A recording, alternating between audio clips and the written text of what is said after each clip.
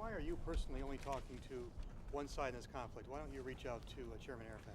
Oh, I believe the administration speaks with one voice, and we've got ample amplification to both parties, and our strategy is a well thought out strategy. It's one that reminds both parties there's an obligation to seek peace. I fully understand the Israelis' perspective, that they want to defend themselves.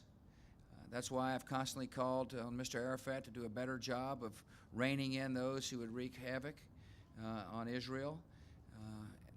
I also agree with the Secretary of State that it is going to be very hard to achieve a peaceful settlement if there is a tendency to want to constantly find a reason to escalate. And we hope that the Zinni mission will help get to tenet, and that's where our focus is. Our focus is to get the parties into a process that the world agrees is a good process.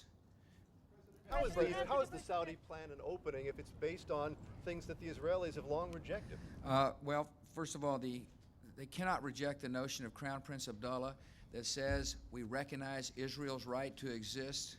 I think that's an important opening, and I think that's an important statement by Crown Prince Abdullah. Secondly, it's a position that I took as well at the United Nations when I said that there ought to be a Palestinian state, the borders of which, by the way, ought to be negotiated between the two parties, but both states recognize each other's right to exist. And it's an opening. The Crown Prince's decision to make that statement provides an opening, and that's another reason why the Zinni mission is going forward. Jim. Mr. President, you've consistently called on Mr. Arafat to make, as you said today, a maximum effort. What seems to be new this week is the administration's skepticism about Mr. Sharon.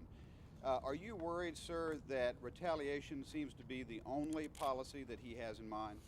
First of all, I fully understand a nation's wanting to defend herself, and I appreciate that. After all, we're in defense of ourselves right now. And I can understand the strong desire to enhance security for a people. And I believe that. I believe what we're saying, though, is that there's got to be a vision for peace. There's got to be more than security, that there's got to be an attempt to achieve a lasting peace. And I hope that my friend, the Prime Minister Sharon, agrees with that assessment. I think he does. I think he recognizes that you can't achieve peace by allowing violence to escalate or causing violence to escalate. And so on the one hand, I fully understand his need to protect the people of Israel. And on the other hand, we look forward to working with him to get into the Tenet plan. He thought the Tenet plan was a good plan. He agreed that the Mitchell plan is the proper course of action.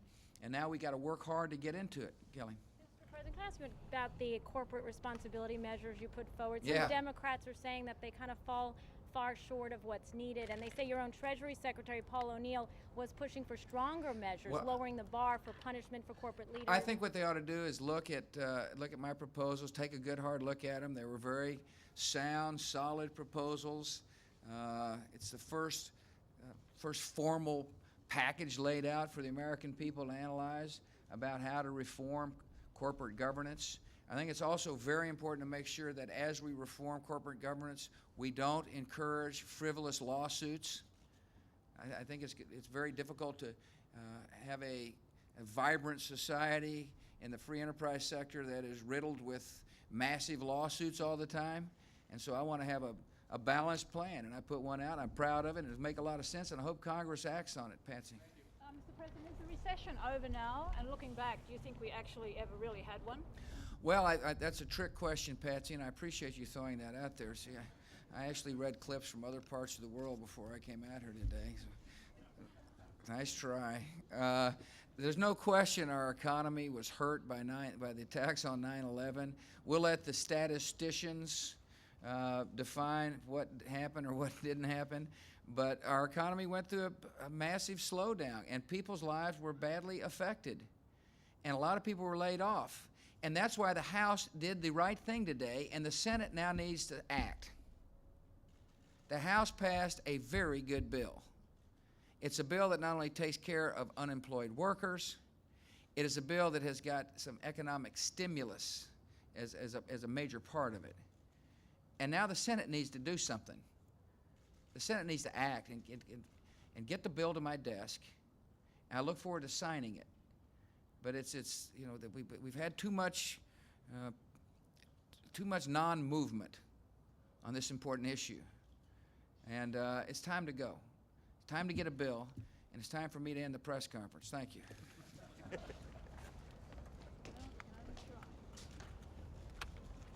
Maybe it's time to eat too.